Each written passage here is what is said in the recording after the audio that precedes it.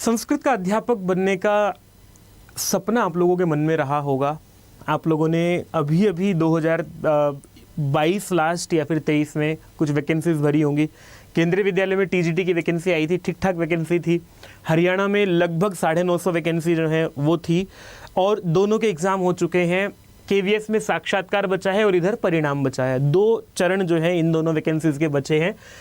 Candidate को अपना clear हो गया है कि केवीएस की क्या स्थिति है उसकी, और एचएसएससी की क्या स्थिति है। अब यहाँ से जिनका चयन हो गया है वो तो सौभाग्यशाली मैं उनको मानता हूँ। तो वो सौभाग्यशाली मान करके अपना आगे अध्यापक बनने का जो उनका सपना था उसको एंजॉय करें, उस पर आप आगे अच्छा अध्यापक बनने के लिए दे सोचें ही। पर जिसका सपना जो है वो यहाँ पूरा नहीं हो पाया है। सपना मैं इसलिए स्वप्न शब्द का इसलिए प्रयोग कर रहा हूँ क्योंकि जब तक ये धरातल पर नहीं आ जाता तब तक ये अध्यापक बनने का, सरकारी अध्यापक बनने का सपना सा ही लगा रहता है, और बहुत सारी आशाएं जो हैं वो इस सपने से जुड़ी रहती हैं। तो अभी उन कैंडिडेट्स को क्या ये हार मान लेनी चाहिए? होता है, दुख होता है कि भाई मेरा केवीएस में जो है वो नहीं आ पाया, कट ऑफ हाई चली गई। हरियाणा में जो है एग्ज़ाम अच्छा हुआ या नहीं हुआ वो आपको जानते होंगे। जिसका अच्छा नहीं हुआ कि मैंने तैयारी की थी या जैसा मैंने सोचा था वैसा नहीं हो पाया, या मैं बहुत अच्छी तैयारी नहीं कर पाया। तो लेकिन क्या है ना, हम लोग आशावादी व्यक्ति हैं, हमें अपनी आशा कभी भी नहीं छोड़नी चाहिए। अगर आप वास्तव में अध्यापक बनना चाहते हैं फिर तो आशा आपको जो है वो छोड़नी ही नहीं चाहिए। ये स्वप्न आपने जब अपना बनाया है तो इसको पूरा करने की तरफ अभी आपके लिए जो है 2 अवसर और हैं। 2 अवसर कौन कौन से हैं? एक अवसर जो मुझे आप लोगों के लिए दिखाई देता है, अभी एमपी में पीजीटी की वैकेंसी आ गई है, एमपी पीजीटी। लेकिन ये कम लोगों के लिए अवसर है। यहाँ के 2 बैरियर हैं। एक तो पीजीटी की वैकेंसी है, आप लोगों को पोस्ट ग्रेजुएशन होना चाहिए, कुछ लोग जो है इसमें फिट नहीं हो पाएंगे। दूसरी बात ये है कि एमपी जो टेट होता है, एमपी टेट वर्ग 1, वो यहाँ क्वालिफाई होना चाहिए। तो ये वाला जो है अगर आप इसमें फिट हो पाते हैं फिर तो आपके पास ये बढ़िया अवसर है। 500 से प्लस वैकेंसी है। एक तो ये है अवसर, मैं इसकी तैयारी कराने के लिए जो है वो शुरू कर रहा हूँ अभी। दूसरा अवसर आप लोगों के पास जो है वो DSSB है। DSSB एक ऐसा एग्ज़ाम है जिसमें दुनिया भर से नहीं, भारत भर से तो कम से कम लोग आना ही चाहते हैं। साउथ को छोड़ दें तो नॉर्थ वालों के लिए सबसे सिक्योर जो है वो जॉब ये है, दिल्ली वाली है। DSSB में टीजीटी की वैकेंसी निकलनी है। इस पर आप लोगों को, बहुत सारे लोगों को कुछ डाउट है, मैं इस पर थोड़ी सी बात कर लेता हूँ कि अभी हताश निराश होकर के बैठ सकते हैं आप लोग, या फिर DSSB का जो है वो टीजीटी की तैयारी कर सकते हैं, जो कि 2023 में आप लोगों को कन्फर्म होगा, है ना। वैसे तो 2022 से इसकी प्रतीक्षा कर रहे हैं हम लोग, और आंखें भी जो है वो पलकें बिछाई थी पहले, फिर वो आंखें पथरा गई, फिर स्थिति ये है कि आंख बंद करके बैठे हैं। लेकिन हाँ, ये कन्फर्म है कि आएगी तो सही DSSB की वैकेंसी। अब आपके पास जो है यहाँ 2 महिलाओं के लिए 2 बातें जो मुझे सुनने को मिलती हैं कि जी एज जो है, मैं अभी तक आप लोगों को ये बात कहता आ रहा हूँ कि 40 वर्ष ही है। आप लोगों को बहुत सारी वीडियो बना के मैंने प्रमाण दिया है, एज जो है इसमें 40 वर्ष महिलाओं के लिए है अभी, ठीक है। तो लिख देता हूं मैं यहाँ, फीमेल जो एज है वो 40 वर्ष है ही। दूसरी बात जो है कि वैकेंसीज कितनी होंगी, तो पदों की संख्या जो है उस पर खैर मैं अभी बहुत ज़्यादा कुछ कहने की स्थिति में नहीं हूँ कि पद कितने होंगे, पर भैया जितने भी हों, 1000 की रेंज में पद अगर हमारे पास हैं तब भी बढ़िया अवसर है तैयारी करने के लिए। आप लोगों को यहाँ का एक अच्छी बात ये भी है कि कोई व्यक्ति, यहाँ 2 सेक्शन होते हैं, आप लोगों को पता ही है। सेक्शन ए जो होता है वो सेक्शन बी आपका सब्जेक्टिव होता है, ये 5 भागों में बंटा होता है। ये आपका सेक्शन बी के 100 प्रश्न यहाँ होते हैं, और ये भी 5 भागों में बटे हुए जो हैं वो 100 प्रश्न होते हैं।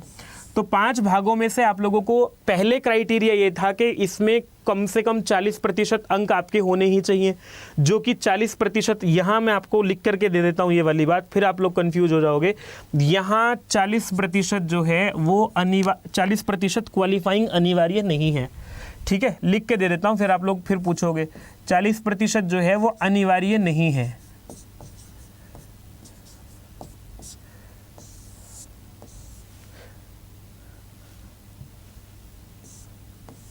लो भैया 40% अनिवार्य नहीं है, यहाँ 40% अनिवार्य है। तो अगर आपका सेक्शन बी 100 में से जो है वो अच्छा हो जाता है, सेक्शन ए में भी आप अच्छी तैयारी करते हैं, तो DSSB का अवसर आप लोगों के लिए खुला हुआ है। अब या तो आप लोग हाथ पर हाथ रख कर बैठ सकते हैं, हताश परेशान निराश होकर के तैयारी छोड़ सकते हैं, अपने स्वप्न को जो है वो बिखरता हुआ देख सकते हैं, और एक ऐसी मिसाल समाज के लिए बन सकते हैं कि देखो तैयारी की थी। आपका हंसी के पात्र भी आप बन सकते हैं, जैसा कि समाज का नियम है। यद्यपि हंसी के पात्र बनने वाला कोई विषय नहीं है, एक व्यक्ति ने तैयारी की, सफल नहीं हुआ, परंतु समाज में जो है वो आपके मित्र हैं, आपके पड़ोसी हैं, आपके रिश्तेदार हैं, वो सब इस पर मैं बहुत ज़्यादा नहीं कह करके आप लोग समझते हैं इस बात को। या तो ये अवसर है आपके पास कि भैया इसमें हताश परेशान निराश होकर के बैठ जाओ। दूसरा तरीका ये है कि मुझे अभी तैयारी के लिए जुट जाना चाहिए। तो आप लोगों को मैं 2 तरह से, मेरे साथ जुड़ करके भी आप लोग 2 तरह से तैयारी कर सकते हैं। फ्री तैयारी जो है, अगर आप अपने आप से पढ़ना चाहते हैं तो फ्री यूट्यूब क्लास पढ़ाता हूँ मैं, YT क्लास पढ़ाता हूँ शाम को 4 बजे डेली, जिसमें आप लोगों को प्रीवियस ईयर क्वेश्चन पेपर कराता हूं, प्रीवियस ईयर प्रश्न बताता हूं क्या आएगा कैसे आएगा, और कुछ कंटेंट भी पढ़ाता हूं। और दूसरा तरीका जो है वो पेड बैच वाला भी, अगर आप लोग पेड बैच में जुड़ना चाहते हैं तो पेड बैच में जुड़ करके भी तैयारी कर सकते हैं। ये आपके ऊपर है, बहुत ज़्यादा से नहीं, लगभग 2200-2300 रुपये जो है इसका शुल्क रखा जाता है इस पेड बैच का। तो इसमें आपका कॉमन सेक्शन और आपका जो संस्कृत वाला भाग है दोनों रहता है। दूसरा तरीका आपके पास ये भी है, जैसे भी आपको ठीक लगे आप मुझे बता सकते हैं।